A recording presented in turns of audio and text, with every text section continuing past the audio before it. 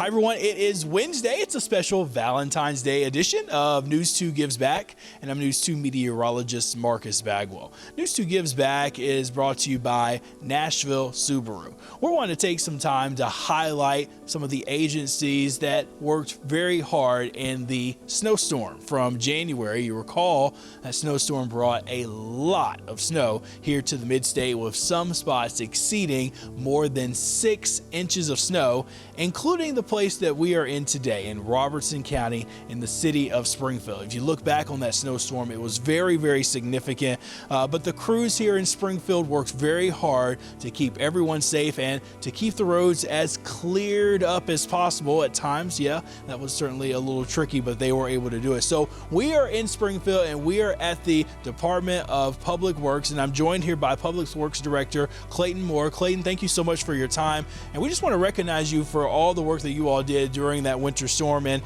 tell us about the preparation that you all had to do before the storm arrived. There was a lot of moving parts there, even with the weather and how to prepare. Oh, that's absolutely true. And they were unsure about the path and how it was going to go, so we had to prepare for either direction. It could be pretty bad, as it actually ended up being. And before doing that, we got all our trucks set up for salt preparation and snow and ice removal. Of course, we were watching the temperatures because ice only works when it's at certain temperature. It gets too cold, then you're kind of done.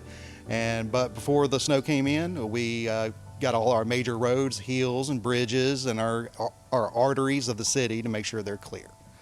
And then we're just waiting to see the storm comes in at that point. Yes, absolutely. And when it came in, it really came in. It did. It was a lot of snow real quick. I think we measured out here, I think we got just under 6 inches. And it was coming down fast as we can plow it off the road. It was coming right back. And it was a bit of an adventure for a little while. Yeah, and talk about that. So you prepare as much as you can before the storm, but what about during the storm? What are you and your crews doing at that particular time? I mean, you can only shovel so much before it all falls again. Yes, that is absolutely true. We have to monitor that, and we have to be strategic with the way we do it with using our salt, because we have finite amount of salt available to us, and you can't just go down the store and go get some. And so we make sure our artery roads are taken care of first. That's for emergency services. All the services get around to the city to get your food and such things like that. So we focus on that, and once we get those done, then we go to our secondary roads, so you can get to the artery roads. And then we also make sure our garbage routes for the next day are clear. So we're proud to say that we never discontinued garbage service during this whole event. We picked up all 6,400 customers during the week. Wow, that is wonderful. That was hard for some agencies to do, and that it just depends upon the need for being able to take care of other things and whatnot. So to be able to do that, I mean, that's a great accomplishment and a big challenge for you all. It certainly was, but we're city employees, and our job is to make the city better. And getting rid of your garbage is better than not. And so there we were. We made sure we took care of our customers on that. So we were able to accomplish getting the roads clear for our people and make sure their daily services are taken care of. Yes, absolutely. Now, talk about after the storm, because after the storm came through, we had the bitter cold that settled in, and so that makes it harder for the salt and the brine that you all would put down for that to actually work. And then you add on top of that, the sun comes out, it melts a little bit, and people are like, okay, we may have a little bit of freedom here. And that creates potentially more problems? It does. It actually pretty much turned the roads to glass that next morning. And we encourage people to stay home during that, because, like you said, the salt stops working once you get in the lower 20s and the teens. And we were in those temperatures. But we jumped on it very early, got all our guys in-house safe, and then we got out there trying to make the roads clear, and that's the best we could do.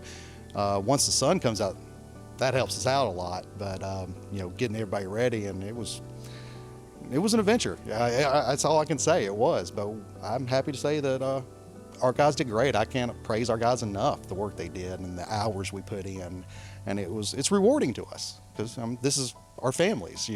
We're a small town, and we're taking care of our own. Yeah, absolutely. I wanted you to continue to praise your guys a little bit more. I mean, this is a lot. A lot of time they're away from their families to be able to do this and put the time in for the community. And these are some unsung heroes. People we just don't talk about every day outside of first responders, but they too are first responders. Yes, when there's a natural event of any sort, we are first responders, absolutely. Not to take credit away from the firemen and the police because they do a vital service for us. And our guys do great on that. But when we have like the tornado that we got hit by a tornado. We were on site clearing the roads. The snow is another one. And we don't get a lot of, attaboys, in our line unless we're not doing our job. But so I really appreciate coming out and recognize our guys because, when people are at home having snow days with their kids, we are not. We're not out sledding. We're not out with our kids doing this. We're trying to get you home safe and get you to work and get you the services that you need because it's living in the city. Yes, and we're thankful for everything that you all have done. I mean, the work that you have explained, we can only just imagine just how much more difficult at times that it can be. Will you tell us about some of the things that your residents can do? One thing I saw on your website that I thought was interesting, and this goes for a lot of the departments here in the city of Springfield, but it's the request tracker.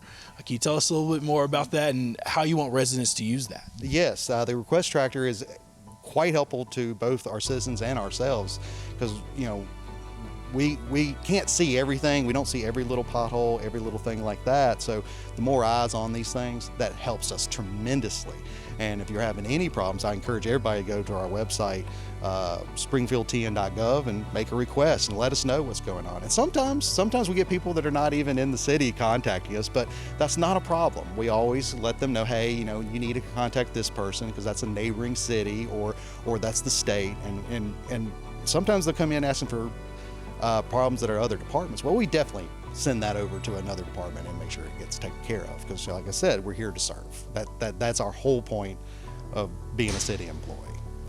Absolutely. Well, and finally, what's happening here in Springfield? Any upcoming events that are coming? Well, spring is almost around the corner, so I'm sure folks will enjoy more time outside. Yes, I have a wonderful event that's coming up. The date has not been announced officially, but we do it around Earth Day, and we do a citywide cleanup, and we usually have quite a few people, a couple hundred will show up for these events, and you'll see people in their yellow vest all over the city helping us keep the city clean. And I strongly encourage anyone that lives within the city or you just want to make the city better and the city is where you want to do most of your daily stuff. You consider that home.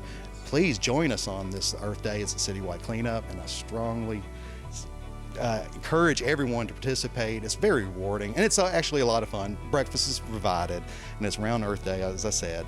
Just watch our social media posts to find the actual date. We haven't settled that down yet. The weather is... It's all over the place. Yeah, you never know, and it's always interesting as we approach early April. Anything can happen. Yes, sir. Thank you so much for your time. We just want to say thank you very much. You see one of these trucks out here in Springfield, you definitely want to make sure, give them a little honk and give them a thumbs up too. That way they know that you're not honking at them in a bad way. Y'all do great work. Yes. Thank you. Absolutely. Yes, sir. We're glad to bring them lunch today. This is all provided by Nashville Subaru, and we're excited to honor them today for this edition of News 2 Gives Back. I'm News 2 meteorologist Marcus Bagwell. Have a wonderful afternoon.